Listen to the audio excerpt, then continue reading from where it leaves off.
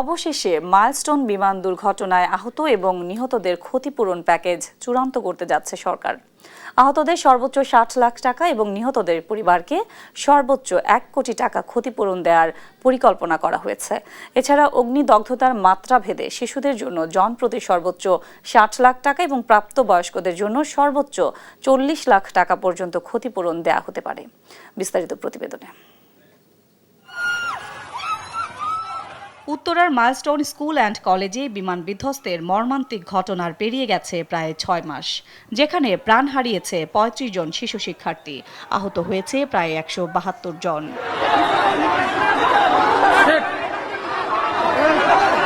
মর্মান্তিক এই দুর্ঘটনার এতদিনেও মেলেনি কোনো ক্ষতিপূরণ। তবে এবার আহত এবং নিহতদের পরিবারকে ক্ষতিপূরণ দিতে প্যাকেজ চূড়ান্ত করতে যাচ্ছে সরকার।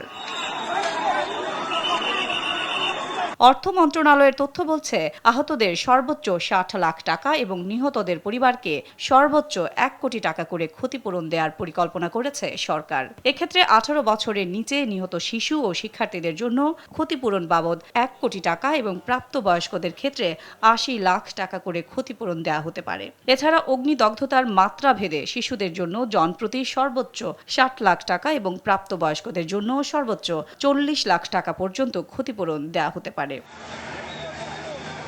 নিহতদের জন্য প্রস্তাবিত অর্থের ৫০% নগদ এবং বাকি ৫০% ক্ষতিগ্রস্ত পরিবারগুলোকে দীর্ঘমেয়াদী স্থায়ী আয়ের উৎস হিসেবে সঞ্চয়পত্রের মাধ্যমে দেওয়ার পরিকল্পনা করেছে সরকার। আহতদের ক্ষতিপূরণও দেওয়া হবে একইভাবে।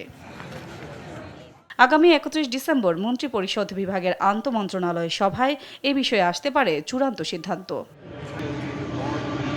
অর্থ মন্ত্রণালয়ের তথ্য অনুযায়ী সরকারের দুর্যোগ ব্যবস্থাপনা তহবিল ও জেলা দুর্যোগ ব্যবস্থাপনা তহবিল থেকে এই ক্ষতিপূরণ দেয়া হবে। সাদিয়া লাবনী, দেশ টিভি, ঢাকা।